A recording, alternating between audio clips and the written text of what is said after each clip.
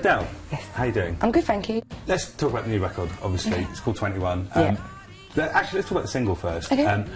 I think, and I was a big fan of your first album, I think it's the best thing you've ever done. And Thank you. I genuinely mean that. Thank you very much. Is that the feeling you've got about it as well? I mean, I do love it. I just love the vibe of it. I think it was kind of a very conscious decision to kind of go a bit more down a bluesier route compared to 19, and make something that was kind of more relevant and more representative of who I am, like, now and my age and stuff like that, because I think people always think I'm a very serious person, especially off the back of 19, because it's quite a moody record. Yeah. And I'm not, you know, I'm really sarcastic, I'm really like cheeky and stuff like that, and always trying to crack a joke and make people laugh. So I think that Rolling in the Deep, and there's also another song on the record that are kind of more relevant to that, and I really got into Wanda Jackson, who's this like wild, fierce rockabilly star. Yeah. And her song Funnel of Love, which is actually one of her pretty much unknown songs. It sounds really Phil Spector-y.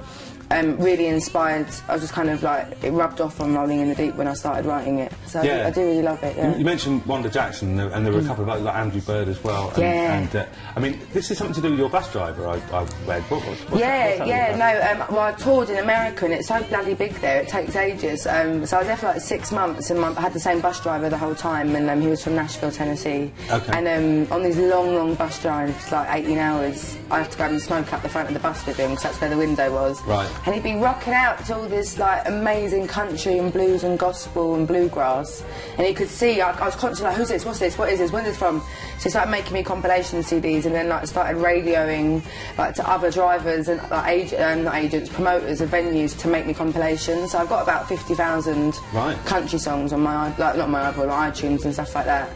Waiting to be listened to. I think I've got through about 4,000 so far. So you've got like a musical education on the road. Yeah, but it's good because I was kind of aware of the kind of commercial contemporary country, like Taylor Swift and Lady Antebellum, who I love, and but he was like knows all like the old school like country and blues and stuff like that. So yeah, and Wanda Jackson, my friend took her photograph for the last Observer Music Monthly, which is like a Legends piece, and he took her photo, and she's like 75, right, and she introduced herself as the angel with the dirty mouth, which I just think is like legendary.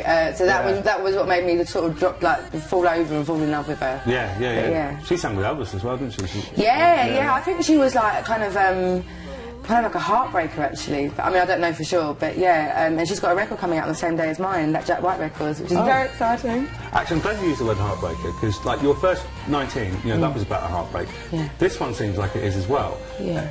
Different guy? Different guy. Yeah. I don't recycle. No. Wasn't suggesting you do. But it seems more kind of defiant in the lyrics as well, because the first one was a bit more, needy. You know, my world is over, what can we do? This is a bit more good riddance, your loss kind of vibe. Yeah, it was, I think it's something that comes with age, but I've got like self-worth now, and I didn't really have that. I wasn't like kind of like, I wouldn't be completely walked all over like kind of in the era of 19 where I was at, but I never really understood why things went wrong, I think I was way too expectant on people or on him, on the guy of 19, and I think that's really unfair. And on this record, I was just sort of like, I'm actually not gonna be miserable for you to be happy. Like, it's just completely wrong. Like, do you know what I mean? And I was just quite like philosophical about it, and rather than staying in a relationship just because I was scared of not being in it.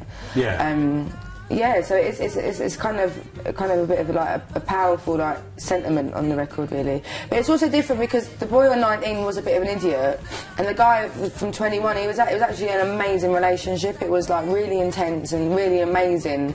It just fell apart and stopped being fun. You know, no one actually did anything wrong, so it's not as bitter as the first record. Because I mean, it's a bit of an old cliche, but is it cathartic to write about this? And it really helps. It's really cheap therapy, and all, really, isn't it? Well, cheap makes you money, hopefully.